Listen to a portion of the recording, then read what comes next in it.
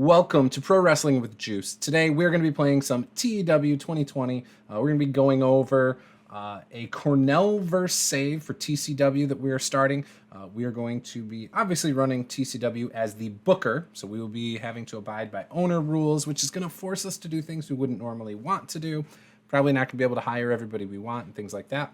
And we are going to be playing as Jack Avatar, who I am going to rename for the save, and he will be an in-ring competitor, and hopefully we can build him up to be even world champion in TCW. I think that would be a lot of fun. So with that, though, I hope you guys enjoy this. So let's get into it. All right, so obviously I am going to be playing as Jack Avatar, and here are the user talents. I did the Lucky Dip, which basically makes it a little random, gives you the opportunity for some higher stats than you probably would have got if you allocated points or chose one of the other pre-settings. As you can see here, I got some pretty good stats. So I'm pretty happy with that. Now, let's head on into our preferences here. I made some adjustments. I want more of a fantasy booking style to this game rather than having to abide by so many specifics. I don't like pre-show penalties and things like that from booking. Like if you don't prepare your main event ahead of a TV show or an event, then you get penalized, and I didn't want to deal with that. So I got rid of things like that. But as you can see, still pretty difficult settings. You still got to worry about match aim requirements and burning the crowd out and stuff like that. So yeah, not too bad though. I think it's going to be a lot of fun to play with this. Now let's get into TCW here. This is who I'm going to choose, TCW. Let's tour the company real quick. TCW are rated as being medium in size, and they are based in the Mid-South region of America. They're a very wealthy company. They begin the game with one TV show on air, which I might change pretty quickly. I'm not sure yet. The company that is well respected, TCW, are ranked 3rd out of 35 in the world in terms of popularity and are the 4th richest company overall. Obviously, USPW and SWF are more popular than them.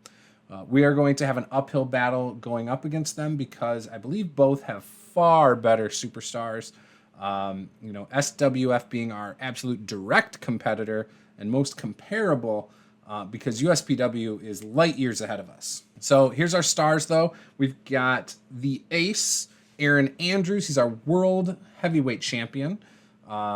We've got Wolf Hawkins, who has been with TCW for over 15 years. We've got Sammy Bach, who has been with TCW for over a decade. Jay Cord, a former Young Wrestler of the Year award winner, and Joshua Taylor, a veteran wrestler with 19 years of experience. So looking at these guys, I think they're all pretty good for different reasons.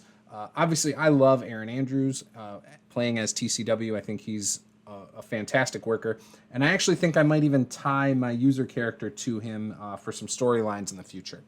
As for Wolf Hawkins, he's definitely a favorite of mine, the protege of Tommy Cornell, who the universe is named after, so obviously he's pretty good. I actually view Wolf Hawkins almost in the same vein as like Randy Orton. I've always seen a little bit of Randy Orton in him. I don't know why that is. Sammy Bach, a little bit of a Chris Jericho in him. Obviously, Jack Bruce is more Chris Jericho, but Sammy Bach over the years, based on his renders and things like that, I've always kind of associated him as like a cross between Chris Jericho, HBK type. So yeah, we'll see how I use him. Another guy is Jay Cord. Jay Cord is the son of legendary Ripcord. Again, a very interesting character there. Young, has pretty good charisma, things like that. And then Joshua Taylor.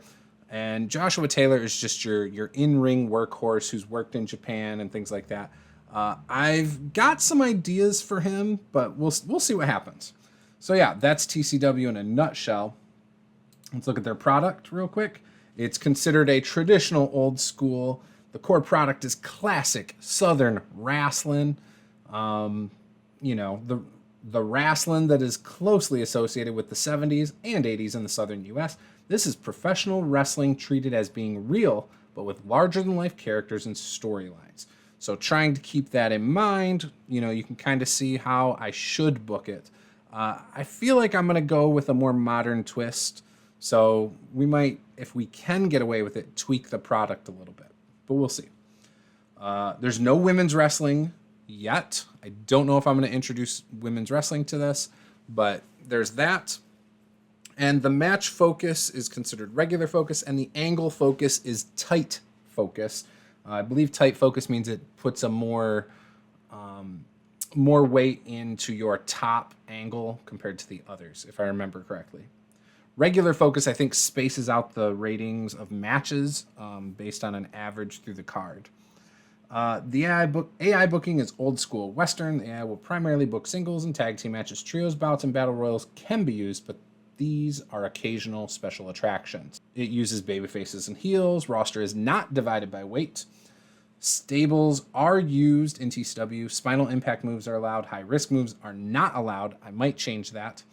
Matches should be called in the ring, and matches are not scripted. So we might tweak some of those things. Fans will expect at events 90% matches and 10% angles. I love that. Fans will expect TV shows to be 70% matches, 30% angles. Again, I love that. Matches will be rated on a ratio between 40-60 and 55-45 in-ring action to popularity. So you can see here that if you've got popular guys, that could help you, or good in-ring guys, but you want both. So it almost weighs them equally. Physical style, so the guys will get worked over. I did, in my preferences, I did deactivate the guys being upset about being left off shows. That might help me in a product like this because of the physical style. So that I'm totally cool with. Fans don't want match types that are too extreme. That's the one part I dislike about this, because I, every now and then, like to pull out some extreme matches. You can't really do that with this product, or you'll suffer penalties. Matches less than 15 minutes will not be able to achieve world-class scores. So in other words, your main events and your big rivalry enders on events or pay-per-views need to go 15 minutes or longer. So guys who can't do that well, something to think about. Matches that are overbooked will be penalized unless they're really good. So outside interferences and things like that can be an issue. So we'll see how that goes. Cinematic style matches will get severely penalized, which again is a bummer because I could see myself wanting to use those occasionally. Eye candy matches will be mildly penalized. Not going to worry about that. Comedy matches will get penalized. Dangerous match setups will be penalized. Sex appeal angles, not really well received if you use them too much. Everybody is expected to have a gimmick. So anyways, interesting stuff here. Should be fine. Let's get into this as the booker. Yes, we will start as TCW. Currently, it has Brent Hill as the booker, Kyle Rhodes as the CEO. First things first, we got to go look at, all right, franchise players. We only have four of the five guys it mentioned, right? Wolf Hawkins, Jay Cord, Sammy Bach, and Aaron Andrews. Not a lot to say here. Obviously, those are the four guys who should be booked as our top guys. We need more superstars, so that's something we need to develop. Next big things, Elliot Thomas. Is Elliot Thomas going to end up single-handedly selling out arenas and drawing millions of dollars? Probably not. But that shouldn't overshadow the fact that he has a lot of upside, and if used right, could be a valuable member of any roster. So it says he's the next big thing. However, he's probably not going to draw millions of dollars selling out arenas across the world. So is he really a next big thing? Probably not. He should be under Hot Prospects instead. Killer Shark. 29-year-old Killer Shark is a dark horse for future success. The feeling is that he could turn into an exceptional in-ring talent if he works hard at his craft. T-Bone Bright, basically the same deal. Elliot Thomas here. Nick Booth, who's a little bit younger, might be young, but there's definitely a sense that he could well have a lot of success in his future. If he fulfills his in-ring potential, then he is going to be a very, very good wrestler. And then Yuri Yoshihara, who I believe is here on excursion, 21-year-old. If he fulfills his in-ring potential, then he is going to be a very good wrestler. Our talkers right here, you've got Sammy Bach, Wolf Hawkins, Eddie Peak, Jay Cord, and Aaron Andrews again. Our showstoppers, you got Wolf Hawkins, Jay Cord, Sammy Bach, Aaron Andrews, and Freddie Huggins. Our ring generals, Wolf Hawkins, Jay Cord, Joshua Taylor, Greg Gage, Aaron Andrews. Greg Gage, the son of a legend in Sam Keith, so that should be interesting. The guys who have amazing momentum right now, you've got Aaron Andrews, Jay Cord, Killer Shark, Mighty Mo, and One Man Army. And then who's not hot is Bart Biggins and Danny Fonzarelli. Now, the guys who are not currently in TCW, who the internet will say, and maybe even media darlings of the Cornellverse want us to get are KP Avatar, Joffe Lane, Frosher, Island Boy Apollo, and Papa Swole. So, very interesting list of guys there. Who knows? Maybe we'll look to bring a couple of them in. Only time will tell. Let's look at our tag teams. We've got Benny and the Fox with only 22 experience, former TCW World Tag Team Champions. You've got Divine Fortune, also former Tag Team Champions. They have 42 experience. We've got Mighty Meat, former TCW World Tag Team Champions. They have 27 experience. The current Tag Team Champions, the Behemoths, who have the youngster Killer Shark. Not really youngster, he's 29, but I guess you could call him the youngster. And then you got the veteran Titan. I believe he's a veteran. And they are 3-time Tag Team Champions and the current holders. And then you have the veterans, the Elite, who are part of the Syndicate. They are former Tag Team Champions, and they have 58 experience. So tag teams, I'm not that high on our current tag teams. That's something we're going to have to look at. I would love to bring in some better tag teams, but we'll see. As for the stables, we have the Sinner Society, which is the leader is Eddie Peak, who is getting older. But you got Killer Shark, Nick Booth, and Titan. I really like this group. I think that we could expand upon this and go a few different directions with it. So I'm pretty happy with the Sinner Society. And the Syndicate, who I really like. Originally, this was Tommy Cornell's stable. The Syndicate was relaunched in 2018 as a vehicle for Wolf Hawkins. As with the original incarnation, the group's ethos is all business, win by any means necessary. Syndicate is considered hugely important part. They've got some decent momentum going right now. So, Wolf Hawkins, Doc Hammond, Eddie Chandler, Nate Johnson, Chris Flynn. I love this group. I envision this almost like a group like Evolution was. So, that's how I would probably book them. But again, we will see. Let's look at our current titles. There's one tournament title or annual title here, and that is the King of Kings. It was originally suggested by Sam Keith. The TCW King of Kings is an annual singles tournament designed to start a big push for someone who will go on to be a big part of the next year's Total Mayhem. So right here you can see Aaron Andrews won it the previous year, and Wolf Hawkins has now won it. I believe Aaron Andrews used it to go on and win the world title, if I remember correctly. Yeah, it kind of looks like it lines up, doesn't it? July 2019. Yeah, I think that's correct. So he went on to win it off of Wolf Hawkins after winning the King of Kings title. So we've had Aaron Andrews and Wolf Hawkins. So that's in November. We don't have to worry about that for a while, but that is a title that we need to keep in mind and think about who we're going to have push forward to gain possibly that world title, or at least get a shot at it, right?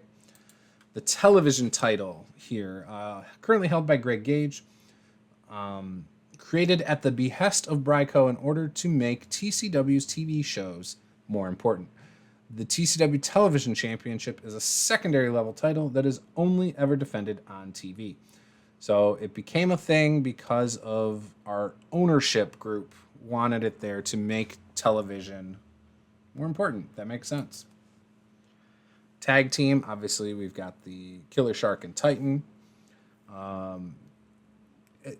Some greats have held these titles, so I'm pretty happy with that. But yeah, so I love what we've got going on here. Our world title, our tag team title has been held by quite a few people. I'm a little bummed we only have 3 main titles. There's the All Action title. I really like the idea of bringing that back. And in fact, we still got the champ, the former champ, Freddie Huggins. So bringing it back and putting it on him again would not be bad. Hardcore, I don't think we're allowed to have hardcore wrestlers. I'll see what my rules are in the next couple of days. But most saves I've done as TCW, hardcore wrestlers are not allowed. So if that's the case, we can't even think to bring back a hardcore title. Or maybe we do, but we water it down. I don't know. Madman Boone was our last champion a long time ago. So, yeah, that's probably not going to happen. And then the international title, which I don't know why they got rid of it.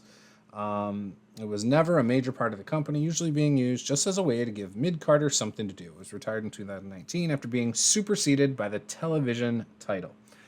Again, I like this belt far more than the television title. Part of it's the logo or the graphic for it. So who knows? Maybe I will bring it back and the TV champ will run with the international title for a bit until I decide to get rid of the TV title. I don't know. Or maybe I use both. Not sure yet. But yeah. So I would like to bring maybe a belt back or two. Not sure. Storylines. You got Andrews and Hawkins. Feud clearly destined to come to a head at Total Mayhem. XXIV, the TCW World Heavyweight Champion Aaron Andrews, and Wolf Hawkins have been on a collision course ever since the Alpha Wolf became the King of Kings in November. However, the thing about that is they were feuding the previous year for the belt, with Aaron Andrews winning that King of Kings title and eventually beating Wolf Hawkins. So this started well before that. Ripcord and Bach. Big time feud in TCW. It would be surprising if J-Cord, not Ripcord. It would be surprising if the J-Cord versus Sammy Bach rivalry isn't the final stage before Cord gets elevated into world title contention and his long tease series with Aaron Andrews gets fired up. So again, they kind of want Cord and Aaron Andrews to feud for the world title. However, there's a chance that Cord and Andrews don't get that opportunity, before Mayhem. So, yeah. And where do we go? Do we put the belt on Cord, have Andrews and Hawkins fight? Do we put the belt on Hawkins and Andrews and Cord fight later? Do we have Andrews retain and beat both guys? I don't know. There's a lot of directions, like I said. The Elite versus Divine Fortune. This is just a good old tag team rivalry. The Elite and Divine Fortune are former tag team champions. A potential difference maker is that Chandler and Johnson have the syndicate behind them. And the rise of Greg Gage. TCW booking team clearly see Greg Gage as a future world champion, with his television title reign being the first step in establishing him as a big deal in the eyes of the fans. His feud with Benny Benson should be fairly one-sided, with the veteran being sacrificed for the greater good. We'll see. We'll see about that. Where's the beef here? The ring may need reinforcing as the decidedly heavyweight tag team feud of the Behemoths versus Mighty Meaty rumbles on, with the Sinner Society behind Shark and Titan. Tana and Mo might need to bring in some backup. Again, not sure how I want to handle this one either. So we are going to need at least 2 storylines with a 50 or over in heat. Right now, we've got 2, 3, 4, all 5 that are 50 or more over. So that's good. And you have to advance at least 1 storyline per show. So that's spot on. I think that's good. Let's look at our broadcasting deals. We have events on USA Free Choice, which is big in all of America. Minimum quality 52. And then 25% of the revenue generated from this deal is coming back to TCW. Unfortunately, the broadcaster has exclusive rights across America, so we can't get another event deal in America. We can put footage on our own broadcasting platforms. We're not in a position to be able to have our own broadcasting platform yet, but eventually, maybe we will. Then our TV show, Total Wrestling, is on Ace Television. And Ace Television is a pretty big deal in what looks like all of America as well. They're neutral on wrestling, very low risk, mainstream. So there's that. Minimum quality 71. I think that's a little bit difficult to do at first, but we'll see. It's a late night show, so it's not prime time, unfortunately. We've got 1 year on it. Only 15% of the revenue generated from this deal will come back to us. They have exclusive rights in the USA. However, we have the right to air our shows on our own broadcaster. So we're not really tied to any of these if we want to expand onto our own network eventually. So that is good to know. Okay. Let's look at our announcers. So for events, we've got Jason Azaria, Kyle Rhodes, and Jasmine Saunders. They're average, I would say, based on their ratings. And then television, instead of Azaria, we've got Sean Dokes, who's much younger, Kyle Rhodes, and Jasmine Saunders. So you can see right there, we have room for improvement. Jason Azaria, Rhodes, and Jasmine have excellent experience together. And then Dokes, Rhodes, and Saunders have adequate experience together. No child companies, pretty much good coverage in America. Nowhere else, unfortunately. That's kind of the downside there. We are medium, so that means we are going to have a little bit of an uphill struggle here trying to compete with SWF. Again, SWF is our direct competitor. I don't think we run the risk of falling below medium anytime soon, but, you know. We've got good prestige at 80%. Our momentum is 72%. We've got $10 million. We've got Malice in Wonderland coming up at the end of this month. And tomorrow night, we have Total Wrestling. We have plenty of workers. We have 11 more than we need. One worker who is away and temporarily not counting towards our total. So that's interesting. I'll look and see if that's somebody interested or I'll look and see if that's someone injured here in a second. Yeah, apparently Total Mayhem is our season finale. So let's look at, where is it? I just saw it, medical. Chris Flynn is hurt for 2 weeks, so he's got a dislocated shoulder. Let's look at our backstage situation here, 100%, so that's good. Got some bad apples over here. Jake Horde, Mark Speed, Maverick, Nate Johnson, and Nick Booth. All bad apples. I don't see myself getting rid of them right now. Mildly negative, I'm not too worried about. I guess they're okay. They're all just mildly negative influences. Our backstage rules are fine. Might still tweak them a little bit. All this is that I'm showing you is just the starting setup too. So as I make changes, in the play, I might do it more diary style with this, where maybe I do like a non-booking episode and then I do a booking episode where I talk about the matches I booked and show you the results and, things like that. But I want to make this more entertaining than your typical just run down what I do and the results. If you've got ideas on fun ways I can do that, please let me know. But I will mess with everything and post-edit and add all those things in there. Because I just think that's awesome. I think it's more interesting.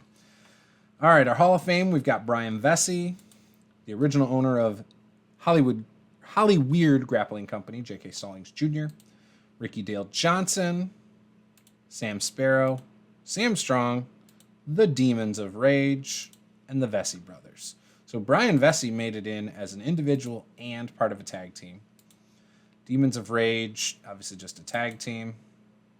The Vesey brothers were a better tag team. Sam Strong, who is the Hulk Hogan of this universe, 4-time heavyweight champ.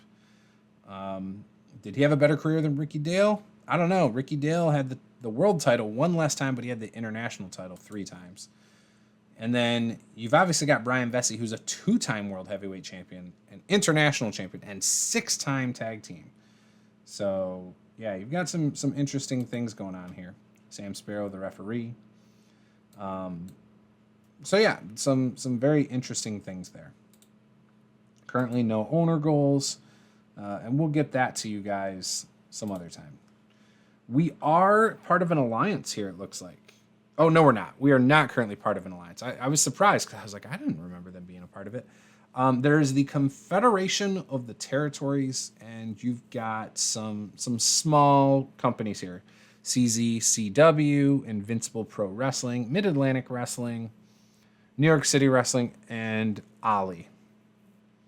The Confederation of the Territories was created by Sam Keith in 2011 as one of his first big acts after taking over Mid-Atlantic Wrestling. His pitch was that an old-school talent trading alliance between regional level promotions would benefit everyone. The companies would get fresh talent on a regular basis, and the wrestlers would gain experience and more places to work.